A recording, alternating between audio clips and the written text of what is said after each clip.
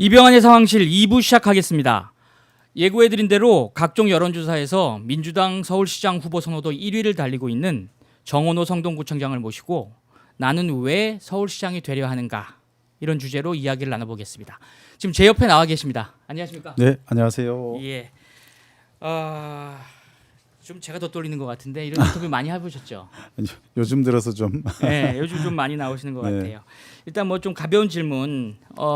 어제 그 민주당 보도 난 거 보니까 민주당의 서울시장 예비 후보 면접, 네, 예, 면접을 보셨더라고요. 네, 면접 봤습니다. 그 어저께 6명이 아마 본 거로 되어 네, 있는데 6분 어떤 방식으로 진행되나요? 그 개인 개별적으로 봤나요? 아니면 6명 네, 한꺼번에 이제 봤나요? 처음에 들어가서 같이 인사하고 네. 그 다음부터 이제 한 분씩 가나다 순서로 해서 음. 제가 마지막이더라고요. 가나다 순서. 가나다 순서로 되니까. 네, 네.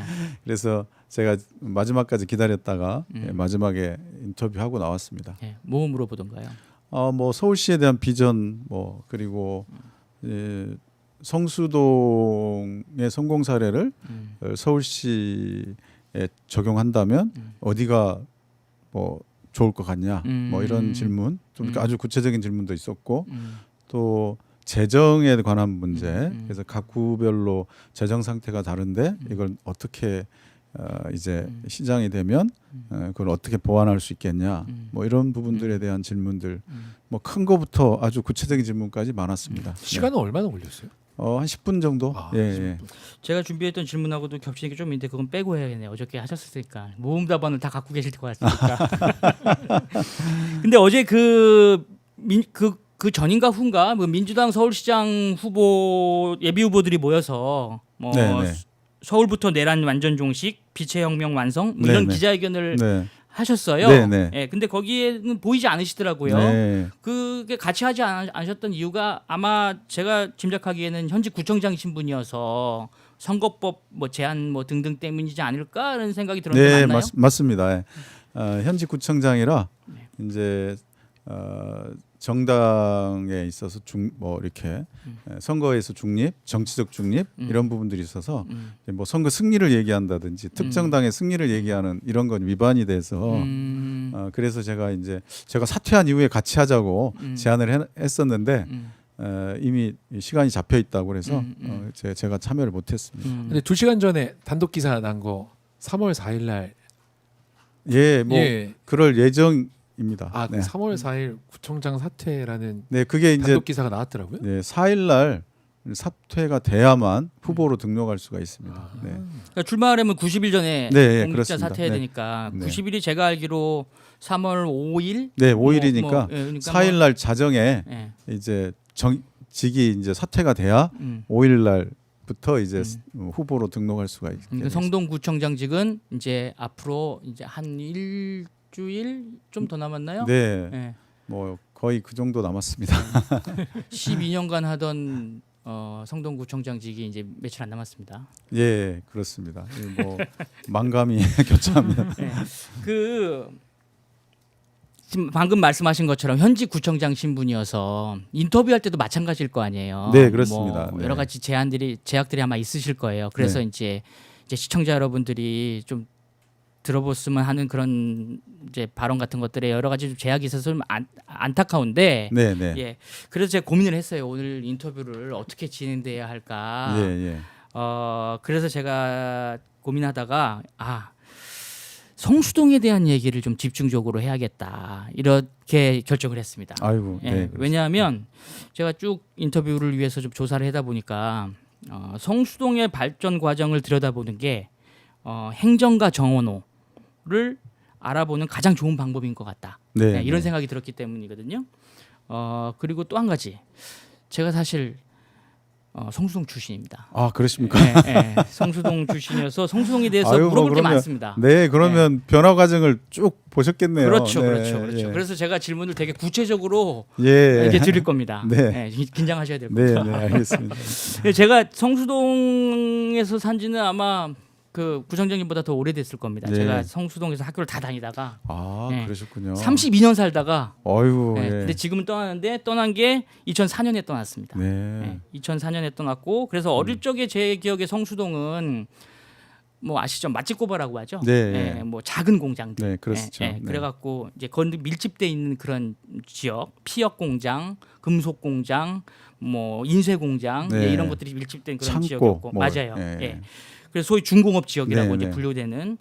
그래서 이제 제가 떠난 게 그러니까 2004년에 떠났는데 그때 성수동을 떠날 무렵에는 이제 이미 그때는 이제 쇠락해 가는 중공업 지역 예, 그런 상황이었어요. 맞습니다. 네. 그러다가 정구청장님이 부임한 게 2014년입니다. 네, 예, 네. 제가 떠나고 딱 10년 뒤에 부임하셨어요. 그리고 지금이 그 12년 뒤인 2026년이에요. 네. 그러니까 그러면 오늘의 주제는 12년 동안 성수동에서는 무슨 일이 있었는가? 네. 예, 이것에 대해서 이 주제로 이제 이야기를 좀 나눠보겠습니다. 그 통계를 보면 성수동 소재 기업체가 그 구청장님이 부임하시기 직전이 2013년에는 약 10,000개, 네. 예, 뭐 이 정도인데 이제 2023년 10년 뒤에는 19,000여 개, 네. 뭐 2만 개 가까이 이렇게 배로 늘은 걸로 나와요. 그래서 이제 여러 사람들이 성수동이 이렇게 발전한 비법이 뭐냐고 물어볼 것 같은데 네. 네.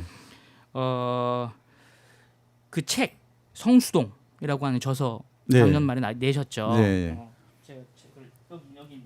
예, 아이고. 이 책입니다. 이 책. 네, 예. 맞습니다. 이 책을 보면 한마디로 이렇게 써 있어요. 7페이지에 우리의 성공 비결은 가만히 흐름을 살폈던 것이다. 예, 이렇게 적었는데 이게 무슨 뜻입니까? 이게 되게 중요한 말 같은데. 네. 이제 저는 판단하기에 네. 어떤 도시가 발전하기 위해서 발전하기 위해서는 네. 그 에너지나 모태는 그곳에 있다. 그렇기 때문에 전혀 맥락이 다른 방식으로 해서는 그 도시의 발전을 만들어낼 수가 없다. 그래서 맥락을 찾아야 된다라고 생각했습니다. 그래서 맥락을 찾으려면 잘 관찰해야 된다고 생각합니다. 그래서 우리가 이제 정원사들이 정원을 관리할 때 보면 어떤 풀을 뽑아내고 어떤 거는 살리고. 촉진시키고 이런 게 있지 않습니까? 그럼 가만 관찰을 하면 여기 이곳에는 이런 기업이나 이런 가게들이 늘어나면 좋겠다라고 하는 판단이 보이겠죠. 그러려면 잘 관찰해야 됩니다. 그래서 그러니까 제가 관찰했다는 겁니다. 판단하기 전에 먼저 관찰이 먼저다. 네, 그렇죠. 그게 더 중요하다. 네, 네. 예, 그리고 그것을 잘 하려고 열심히 노력했던 것이다. 이제 이 말씀이신 것 같아요. 그렇습니다. 네. 그럼 그 얘기를 좀 더 구체적으로 좀 들어볼게요. 2014년에 처음 구청장이 되셨을 때, 성동구청장이 되셨을 때 성수동은 어떤 상태였습니까? 성수동은 그야말로 이제 쇠락해서 있는 상태였고 성동구 내에서도 가장 낙후된 곳으로 그 당시 성동구 자체가 네. 뭐 아시지만 네. 좀 이렇게 그런 낙후된 이미지였는데 그 중에서도 가장 낙후된 곳이었죠. 그래서 그런데 여기가 입지가 좋습니다. 예. 일단 강남 접근성 좋고 예. 그리고 평지고. 평지이고 예. 그리고 준공업 지역입니다. 예. 그래서 준공업 지역은 기업들이 들어오게 할 수 있는 여건이 있습니다. 그래서 저는 성동구가 발전하기 위해서는 기업이 늘어나야 된다고 생각했는데 그 기업을 늘릴 수 있는 곳은 성수동이다. 그러면 성수동에 어떻게 기업을 늘릴 거냐 그거를 이제 연구를 했더니 그 당시에는 기업들이 그냥 무슨 세금 감면해 준다, 뭐 서비스 해준다라고 인센티브 준다고 해서 그 경쟁들은 다 하고 있지 않습니까? 다른 데도 많이 한다는 네, 거죠. 서로 그건 이점이 되질 못하죠. 경쟁 우위가. 그런데 그때 이제 리처드 플로리다 교수가 창조도시론이라는 걸 주장을 하는데 거기에는 예전에는 기업이 있는 곳에 사람이 갔지만 이제는 인재가 몰린 곳에 기업이 온다. 그래서 기업을 유치하기 위해서는 사람이 몰리는 곳을 만들어야 되고 사람이 몰리는 곳을 만들기 위해서는 그야말로 유니크한 장소, 좀 이렇게 핫플레이스를 만들어내야 된다라고 이제 주장을 합니다. 그래서 저희는 그게 굉장히 와닿아서 그러면 성수동을 어떻게 하면 유니크한 곳이어서 젊은이들이 몰리게 해서 핫플레이스로 만들 건가? 이런 부분에 있어서 이제 고민이 들어갔는데 그러기 위해서 관찰을 시작한 관찰을 겁니다. 했더니 그곳에 카페 딱 두 곳이 있었어요. 그러니까 대림 창고하고 자그마치라는 카페가 있는데 대림 창고는 지금도 유명하죠. 예, 유명하죠.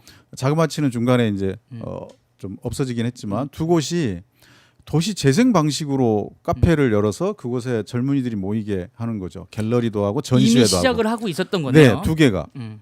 그래서 그곳에 갔더니 성수동에서 볼 수 없는 분들이 그곳에 나타나서 고객이 되더라고요. 직접 가서 보시니까. 네, 예. 그래서 그 주인 그걸 만드신 분들하고 대화를 해봤습니다.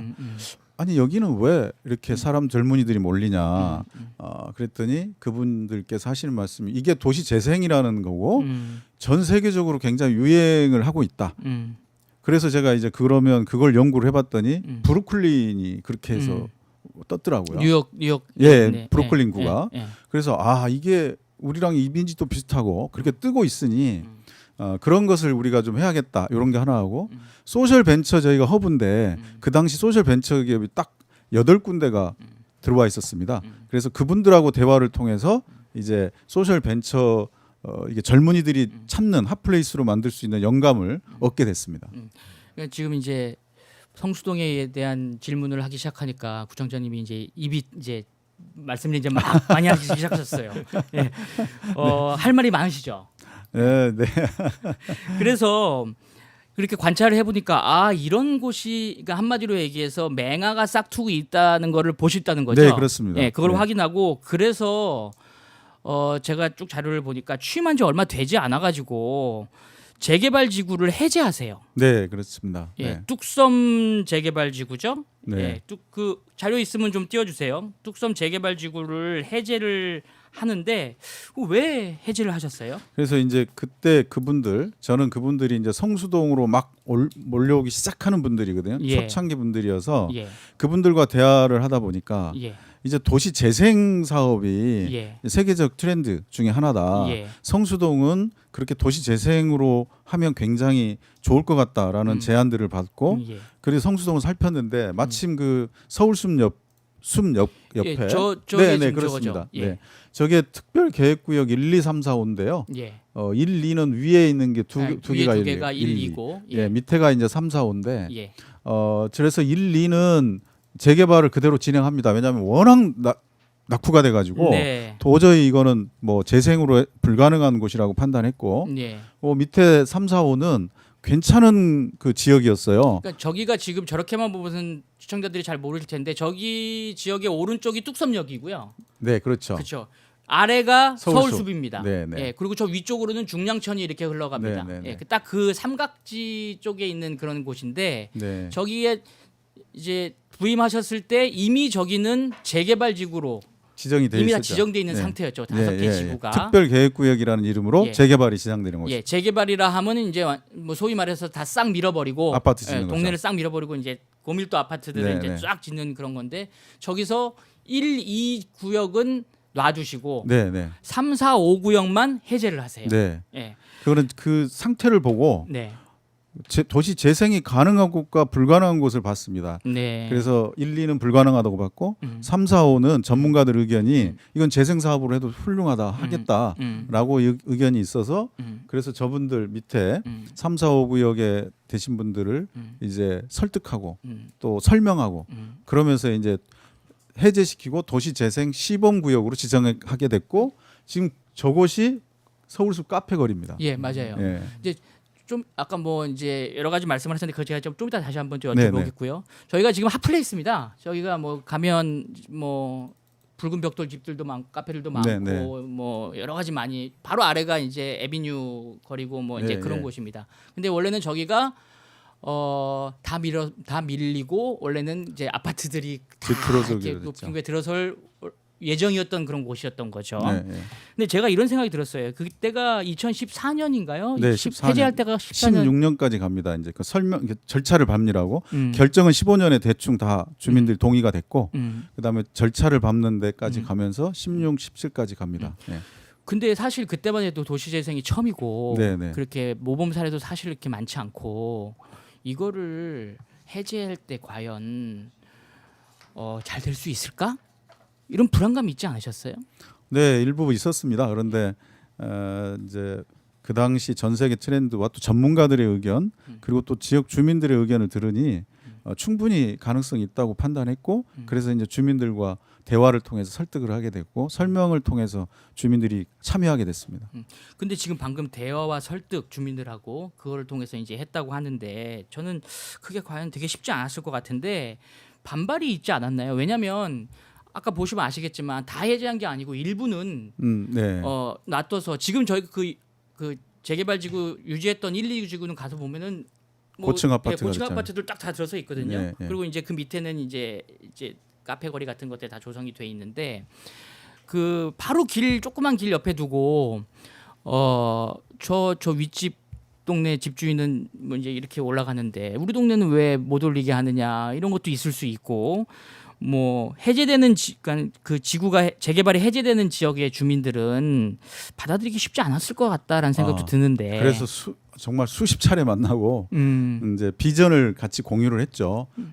이게 이제 재개발이 되게 되면 장점도 있지만 단점은 이제 분담금이 높기 때문에 대부분 이제 그 지역에 다시 못 들어오거든요. 절반 이상은 다른 지역으로 가서 살아야 되고 분담금 때문에 지금 재개발 구역 가면 보통 재입주일 그 원주민 입주일이 50%가 안 됩니다. 그래서 이제 그런 부분들에 대한 설명을 했고 도시 재생 사업을 하게 되면 이게 성공이 되면 다 고스란히 토지주들 몫이 된다. 그러면 그런 그 이익이 토지주들 몫이 되니까 좀 같이 하면 좋겠다라는 걸 이제 설명을 드렸는데 그 설명하는 기간이 설득하는 기간이 공식 공식 회의만 20차례 했고요. 그리고 비공개 뭐 이렇게 또 비공식 회담까지 포함하면 아마 100차례 정도는 될 겁니다. 안 힘드셨어요? 이제 뭐 저랑 직원들 같이 하니까요. 네. 예. 직접 하셨어요? 저도 직접 하고요. 또 직원들이 계속 만나서 간담회도 하고 하면서 해서 결국 나중에는 흔쾌히 다들 동의가 돼서 지금 그분들이 엄청난 지금 저 수익을 내고 있죠. 네. 한 2년 정도 걸리신 거네요. 그 네, 설득 그렇습니다. 작업이. 설득은 한 1년 걸렸고요. 그리고 이제 절차상 또 진행되는 게 있었습니다. 자 그렇게 해서 일단 싹 밀어버리고 새로 짓는 대규모 재개발 방식은 취소를 하셨어요. 네, 예, 근데 그렇다고 저절로 이제 성공적인 도시 재생이 되는 건 아닐 텐데 그 재개발을 취소하고 도시 재생을 채택한 그 거리에 이제 붉은 벽돌이라고 하는 상징이 채워지기 시작합니다. 네. 그러니까 일명 붉은 벽돌 조례인데 네. 예, 이 조례가 되게 독특하거든요. 네. 지금 사진 나오는데 저렇게 이제 조성이 되는데 이 조례의 내용과 적용 사례 뭐 이런 거 있으면 좀 설명을 좀 해주십시오. 네. 저거는 우리나라 디자이너 중에 유명하신 지춘희 디자이너가 이제 제안해 주신 건데요. 당신께서 성수동을 쭉 돌아보니 성수동의 붉은 벽돌이 인상적이더라. 그래서 이 붉은 벽돌은 역사성도 있고 하니 이걸 좀 보존하면 좋겠다. 그래서 막 헐고 있는데 좀 맞아요. 보존하면 좋겠다. 그래서 예. 제가 좀 처음에 듣고 이 대단한 그 안목이 영감이다. 있으신 분인데 이런 얘기를 한 거는 뭔가 이유가 있겠다 싶어서 다시 그 시각으로 보니까 상당히 이게 매력이 있더라고요. 그래서 전 세계적으로 붉은 벽돌로 성공한 사례가 있는지 이렇게 봤더니 브루클린이 붉은 벽돌로 그래요? 예, 성공을 했고 함부르크도 있더라고요. 그래서 이게 매력이 될 수 있겠구나라고 해서 이제 조사를 한번 싹 해봤습니다. 성수동 전역을 조사했더니 네. 굉장히 많은 붉은 벽돌 건물이 있는데 그 중에 보존할 만한 가치가 있는 게 약 70군데 정도 되더라고요. 당시에. 예, 70개 동.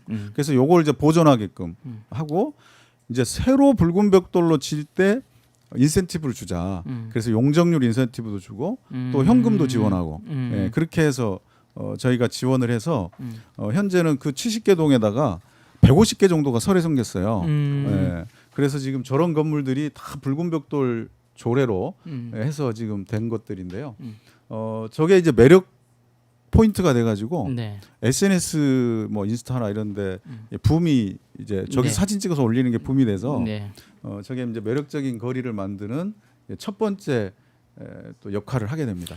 그 그러니까 신축할 때 이제 붉은 벽돌을 사용해서 신축을 하게 되면 여러 가지 인센티브 같은 것들을 주는 방식은 알겠는데 네네. 보존은 그것도 마찬가지로 집주인이 나 싹 이거 헐고 네네. 좀 다른 그- 멋진 뭐 이런 거 이런 있을 수 있는데. 뭐 그렇게 하면 예. 이제 저희 붉은 벽돌로 외장을 하면 네. 똑같이 지원을 해드리니까. 예.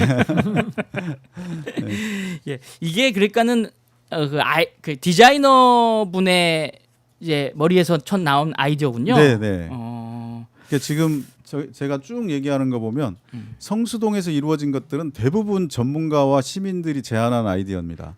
그걸 저희 구에서 이제 정책으로 하고 또 예산적 뒷받침을 해서 실현된 것들입니다. 그래서 그게 굉장히 중요한 포인트입니다. 근데 이게 사실 지금 성수동 얘기하려면 되게 이거 말고 되게 많은데 네. 젠트리피케이션 방지 조례도 처음부터 아마 네. 시작하신 것 같고 처음부터라기보다는 이제 개발을 하실 아예 때부터 시작할 같이 연계두고 그렇습니다. 시작하신 것 같아요. 네, 저걸 이제 도시 재생 사업을 하기로 하고 여기에 이제 저희가 100억이 투자가 되기로 돼 있었거든요. 네. 그래서 그러면 100억이 투자가 되면 분명히 여기에는 좋아지니까 인프라가 깔리니까 좋아질 거고 그러면 임대료가 뛸 건 기정사실이니까 그랬을 때 이제 그 소셜 벤처 젊은층들이 하는 얘기가 본인들도 홍대나 신촌이나 이대 이쪽에서 임대료 때문에 이쪽으로 밀려났다. 그러니까 처음에 그때 만났던 맹아 분들을 만나 보니 네.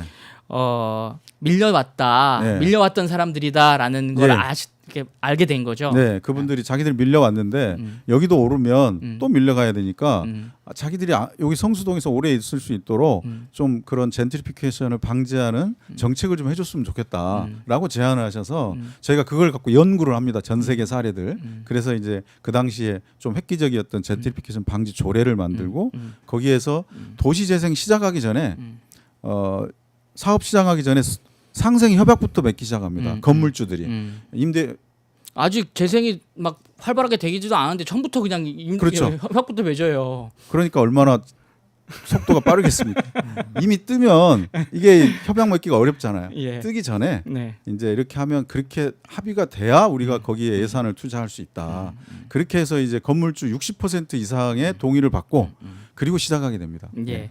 그래서 그 이외에도 사실 성수동에 대해서 제가 여쭤보고 싶은 거 되게 많은데 사실 자세한 얘기는 아마 이 책 아까 말씀드렸던 이 책 아마 네. 보시면 뭐 자세하게 나와 있고요.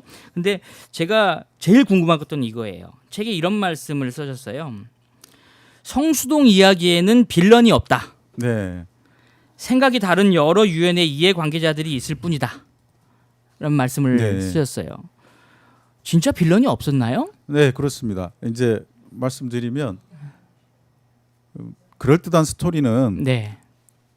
영웅이 있는 거고 그 영웅을 빛나게 하기 위한 빌런이 있는 거죠. 네. 그런데 성수동엔 영웅도 없고 빌런도 없다. 저항은 있을 수 있잖아요. 네, 그거는 저항이라기보다 같이 대화를 통해서 합의점을 찾아내는 것이다. 행정은 결국 영웅을 만들기 위해서 있는 게 아니고 영웅을 만들기 위해서 빌런을 또 만들 필요도 없고 그래서 우리는 늘 함께 상의하면서 또 공동의 목표를 만들어내고 합의점을 만들어낸 다음에 한 발씩 전진하는 그런 행정을 해왔다는 의미로 그런 표현을 썼습니다. 진짜 빌런이 없었는지는 제가 나중에 한번 또 확인해 보도록 하겠습니다. 성수동 얘기 나와서 말인데 오세훈 시장이 또 성수동 얘기를 네. 심심치 않게 합니다. 예. 최근에 또 했습니다. 네, 본인이 네. 요즘 매일 합니다. 예. 네. 이럴 거면 성동구청장 출마하는 게 어떻겠냐라는 글도 올리셨던데 이 성수동 발전에 특히 서울숲 얘기를 많이 했어요. 네. 오세훈 시장이 예.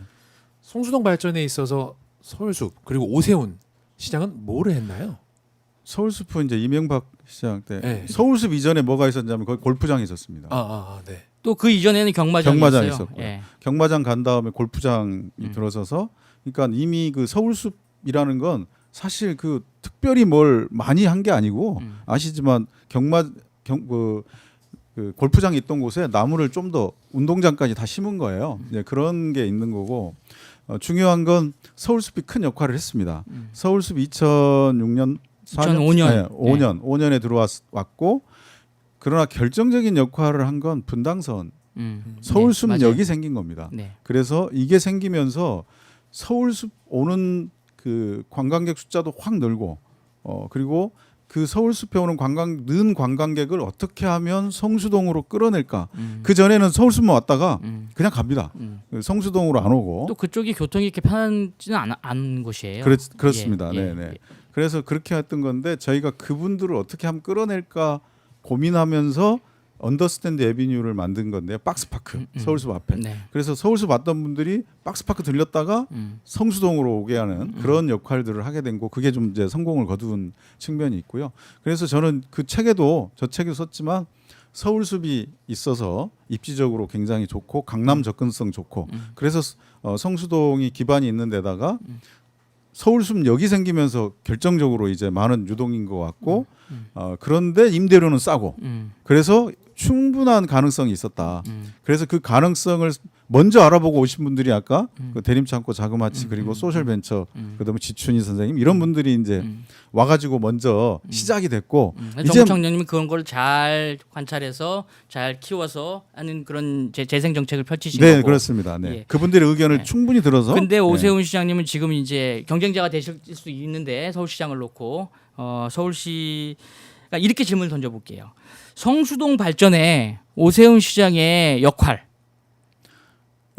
무엇이었습니까? 오세훈 시장님의 역할 글쎄요. 저는 그 오세훈 시장님이 IT 진흥지구를 그 2010년에 그 네. 사퇴하기 전에 해서 그게 이제 뭐 지식산업센터가 만들어져 가지고 그것 때문에 성수동이 떴다 이렇게 말씀하시던데 성수동이 왜 뜬지를 모르세요.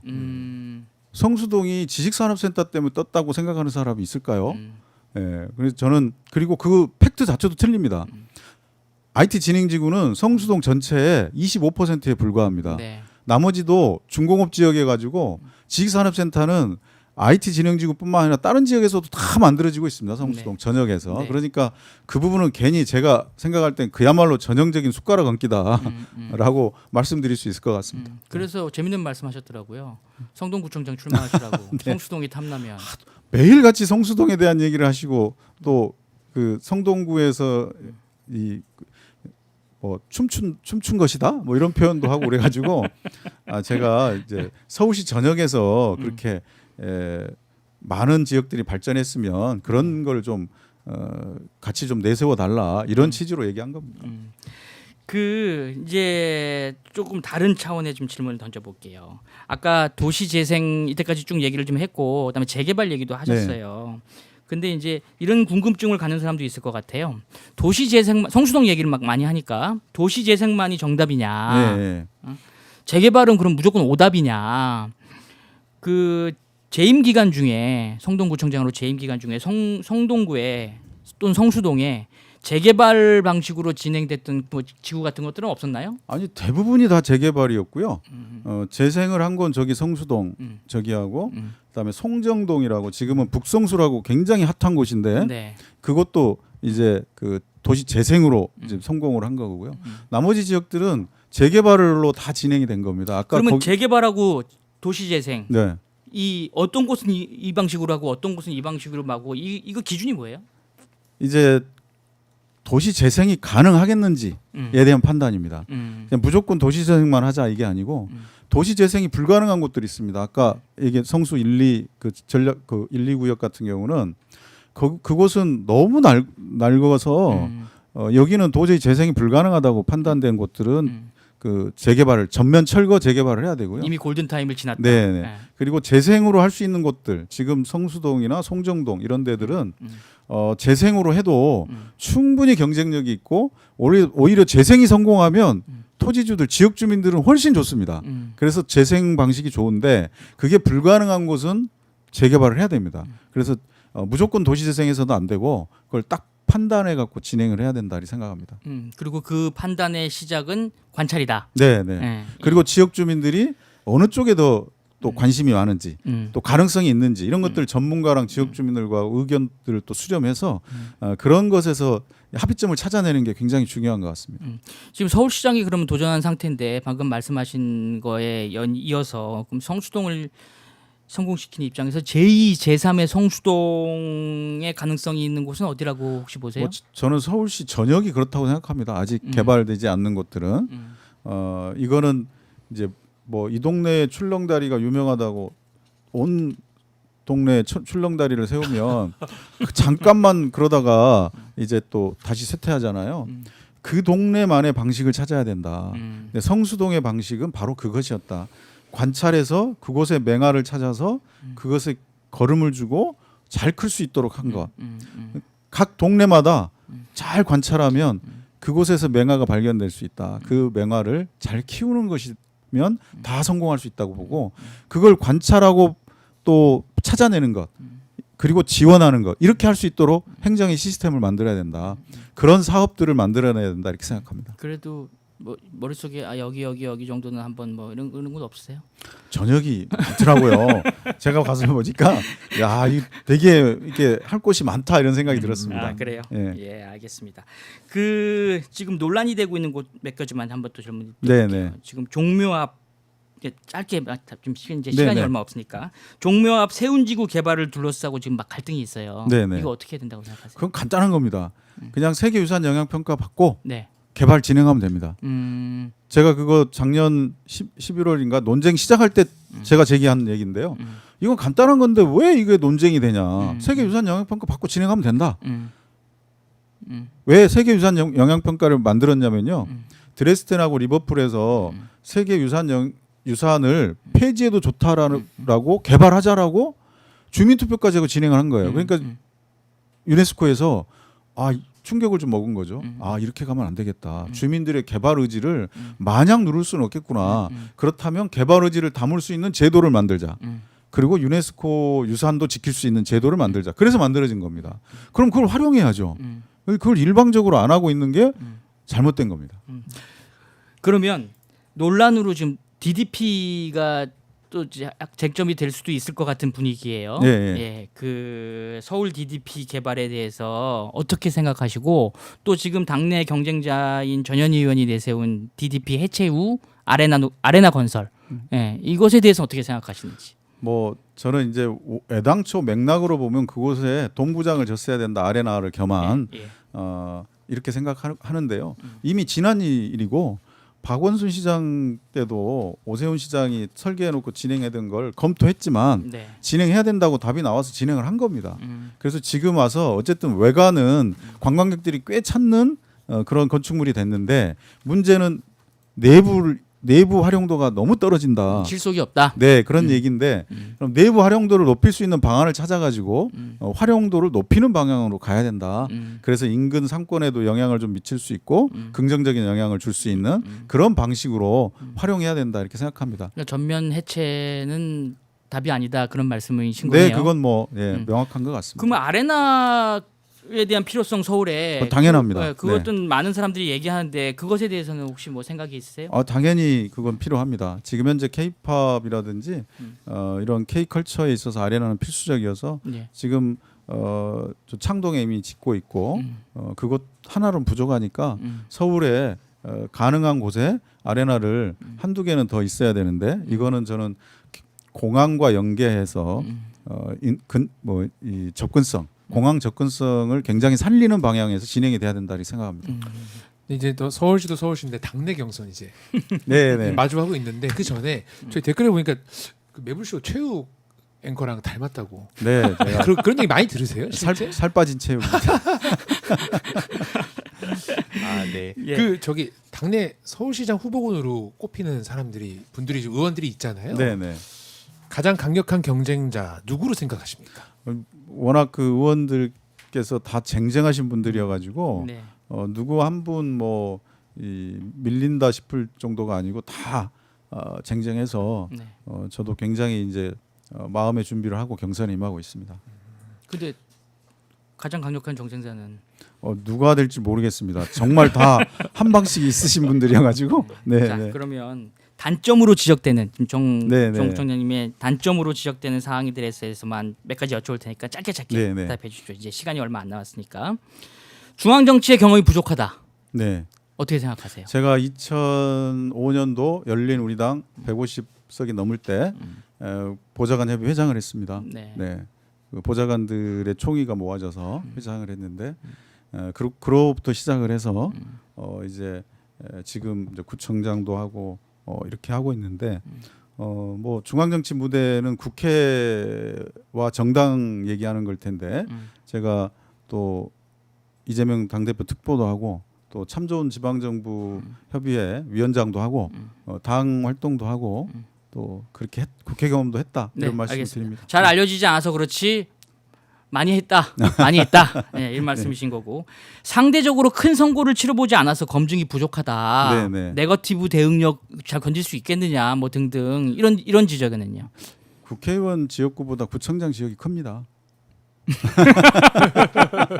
그러네요. 예, 그렇습니다. 알겠습니다. 그 저기 최근에 19일이죠. 19일 네. 윤석열 무기징역 선고. 네네. 요때 SNS에 그 코멘트를 네. 올리셨다가 네네. 좀 짧았어요. 네. 그러다가 막 그 경쟁 후보군들이 막 동의할 수 없습니다. 막 이러다가 네. 삭제했다가 다시 좀 톤이 좀 만져졌단 말이죠. 네. 좀 톤을 만진 건 아니고요. 저게 저 첫 문단을 올린 거고요. 예. 그 다음 문단을 그 뒤에 이제 보완한 겁니다. 네. 첫 문단은 그대로 처음에 넣었던 네. 거 그대로 했고요. 네. 이제 왜 저걸 했냐면 저는 직위원 재판부라 이게 걱정들이 엄청 많았잖아요. 네. 저도 굉장히 마음을 졸였고 그래서 이 유죄가 나오는 것을 굉장히 이제 그 형량보다는 유죄냐 무죄냐 가지고 굉장히 고민했고 그게 과연 직위원이 할 건지 말 건지에 대한 가슴 졸임 이런 게 있었는데 마침 어쨌든 무기징역을 받았다는 얘기를 네. 듣고 네. 안도가 좀 됐죠. 이제 시민의 뜻이 유죄라는 형식으로 유죄를 인정하는 걸로 반영이 됐구나라는 거였는데 한편으로는 이제 그 가명 사유라든지 또 판단을 한 거, 논리가 이런 부분에 있어서는 굉장히 아쉬운 점이 있었고 그래서 그 부분을 뒤에 다시 보완을 한 겁니다. 이제 저는 너무 이 가슴 졸이다가 유죄를 받은 것에 좀 그 마음이 좀 앞섰다 이런 생각이 좀 듭니다. 네. 그 박주민 의원 등에 지적받고 다시 올리신 거 아니에요? 그러니까 그분 지적뿐만 아니고 네. 많은 분들이 이제 그런 논리, 제가 그 논리라든지 가명 사유라든지 이런 부분에 대한 수용할 수 없다는 의견에 저도 이제 동의가 되고 그래서 그런 부분들이 좀 더 보완이 됐으면 좋았겠지 않았나 싶어서 보완을 한 겁니다. 네. 그 어느 인터뷰에서 당내 취약한 기반을 묻는 질문에 지적하는 질문에 이렇게 대답하셨어요. 나에게는 파란 피가 흐른다. 네. 이게 무슨 의미입니까? 민주당의 파란 피가 흐른다. 그렇죠. 나에게는 민주당의 파란 피가 흐른다. 제가 원래 민주당에 제가 95년부터 이제 민주당 활동을 쭉 해왔지 않습니까? 네. 네. 그리고 아까도 얘기했지만 보좌관협의 회장도 하고 당직도 맡아서 하고 이렇게 쭉 해왔고 또 한 가지로 구청장을 하면서 가장 민주당스러운 정책들을 꿋꿋하게 밀고 나와서 많은 성과를 냈습니다. 이 필수 노동자 지원 조례도 저희가 조례를 만들고 이게 당에서 당론으로 돼가지고 법으로 만들어졌지 않습니까? 그리고 경력 보유 여성 조례 이것도 최근에 입법화됐습니다. 경력 보유 여성 조례도 제가 최초로 만들어서 그게 법으로도 됐고 그리고 반지하라든지 주거 취약계층에 대한 지원 사업 이것도 제가 최초로 해서 지금 막 전체로 퍼져나가고 있고 이렇듯이 민주당 가장 민주당스러운 정책을 구정을 통해서 실현해 왔다. 그래서 제 몸에 민주당의 파란 피가 흐른다 그런 말씀을 드렸습니다. 며칠 전이 아니죠. 이제 좀 시간이 벌써 됐는데 이재명 대통령께서 트윗으로 그 구청장님에 대한 얘기를 했던 기억이 있으시죠? 네. 그때 놀라셨겠어요? 네, 많이 놀랐습니다. 원래 혹시 올리실 거라는 걸 알고 계셨나요? 몰랐습니다. 전혀 몰랐어요. 네. 저 이후에 이제 인지도가 많이 상승돼서 지금 현재 거의 이제 양강을 형성하고 있는 걸로 각종 여론조사에서 알고 있는데 이런 질문을 한번 드려볼게요. 이제 시간도 거의 다 돼가니까 구청장이 12년 하셨어요. 그 재임 중에 대통령은 4명. 박근혜, 문재인, 윤석열, 이재명. 서울시장은 2명. 박원순, 오세훈. 서로 다른 정당과 철학이 다른 대통령이나 시장을 거치면서도 성동구청장의 정책을 꾸준하게 일관되게 추진할 수 있었던 비결은 뭡니까? 그게 지방 정부의 힘이라고 생각합니다. 지방 정부는 풀뿌리이고 또 법령과 조례에 의해서 움직이기 때문에 사실은 뭐 시장이 좀 바뀐다고 해서 크게 정책적으로 이렇게 문제가 크게 일어나지는 않으니까 그런 부분에 대해서 시장이 싫어하는 일은 구에서 하면 되는 거고 또 시장이 좋아하는 일과 구가 좋아하는 일이 맞으면 같이 하면 되고 예, 틀리면 구해서 그냥 보완해서 하면 된다 이런 생각을 갖고 저는 임했고요. 윤석열 정부 때는 많이 힘들었죠. 그 가장 힘들었을 때가 네. 대통령 누구와 시장 누구 그건 뭐 일때입니까? 말할 필요도 없이 윤오 조합이죠. 그럼 이렇게 한번 질문해 볼게요. 대통령 이재명, 서울시장 오세훈 네. 때하고 대통령 박근혜, 서울시장 박원순 이제 예. 하나씩 엇나갈 때 네, 예, 네. 언제가 더 힘들었습니까?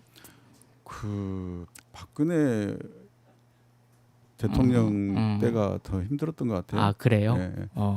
이게 왜냐하면 이게 전체적인 큰 흐름이 일어난 게 있지 않습니까? 예. 그랬던 것 같고요. 이재명 대통령님, 오세훈 시장은 그 뭐 굉장히 지금 일하기 좋은. 예. 아 그래요? 네. 오세훈 시장의 역할보다 예. 대통령님의 어떤 그런. 대통령이 더 중요하다. 네. 예. 알겠습니다. 이제 좀 작은 얘기 좀 한 가지만 좀 저 질문 드릴게요. 그 성수역 3번 출구 네. 거기 뉴스도 많이 났는데 굉장히 복잡하거든요. 네.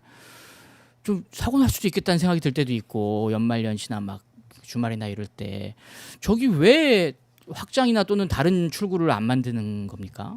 그래서 제가 그거를 정말 몇 해 전부터 계속 얘기를 했는데 안 해줘 가지고 제가 누가요? 누가 해줘야 되는 거예요? 그럼요. 그거는 교통공사에서 해야 되고 아. 서울시에서 해야 되는 겁니다. 네. 아 저거를 출구를 하나 더 늘리거나 또는 뭐 확장하거나 그런 거를 구청 차원에서 할 수는 없는 건가요? 네. 그건 교통공사에서 해야 되는 건데 그래서 네. 제가 이제 시장이 된다면 그 부분부터 먼저 좀 봐야 된다. 그래서 위험한 곳들에 대해서 싹 정비를 해야 됩니다. 그걸 우선시해야 됩니다. 지금 시민의 안전을 아주 뒤로 자꾸 밀어놓고 있는데 그런 부분에 대해서는 반드시 선 조치를 해야 된다고 생각합니다. 네. 예, 알겠습니다. 이제 시간이 많이 됐으니까 그 마지막 질문을 한번 드릴게요. 그 좀 별명이 많습니다. 네, 예. 뭐 성동구의 아이돌, 예. 예, 소통왕, 예. 뭐 프로 일잘러, 뭐 순한맛 이재명, 예. 뭐 등등등 있는데 본인이 가장 애정하는 별명은 뭡니까? 일잘러. 아 일잘러? 네. 소통왕 아니에요? 소통왕을 거라고 생각하는데 뭐 소통왕도 좋아하는데요. 제일 좋아하는 건 일잘러입니다. 일잘러다. 네. 그러면 그 서울시장이 이제 만약에 된다면 지금 뭐 본인의 핸드폰 번호도 공개하는 걸로 알고 있고 그리고 트위터에도 뭐 막 트위터 민원실장으로 네. 불린 만큼 SNS 소통도 활발하고 그런 거로 알고 있는데 서울시장이 되더라도 핸드폰 번호 공개하실 생각이세요? 아, 당연하죠. 네. 그 대상의 양이 양이 달라질 텐데. 자세의 문제라고 생각합니다. 아 그래요. 제가 휴대폰 공개하고 SNS를 통해 민원을 받고 다 직접 답하고 이런 거는 네. 서울시정의 주인은 시장이 아니고 시민이다. 예, 서울시 행정의 주인은 시민이기 때문에 시민들께서 무슨 생각을 하는지를 파악하는 것이 제일 중요하다. 출제자의 의도를 모르고 시험을 어떻게 봅니까? 그래서 출제자의 의도, 시민의 의도가 무엇인지를 파악하는 것이 가장 중요한 것이어서 그걸 파악하는 방법으로 저는 민원을 읽습니다. 민원을 받고 민원을 읽고 그럼 민원 속에서 시민들이 뭘 불편해하고 있고 뭘 원하는지가 나오기 때문에 그걸 정책화해서 시정을 끌어가면 된다. 이렇게 생각하고 있습니다. 예, 이제 거의 한 40분간 인터뷰가 쭉 진행되는데 뭐 그래도 저희가 시간이 벌써 그렇게 됐습니까? 예, 더 하실 수 있습니까? 아, 예, 뭐 저는 저기 보좌진이 안 된다고 막 이렇게 좀 가 뭐 된다고 지금. 그러면 그 저희가 질문하지 못했어도 이 말씀은 꼭 시청자 여러분들께 해야겠다 네, 하는 네. 말씀을 마지막으로 한번 한 말씀 하시죠. 저는 행정이라고 하면 네.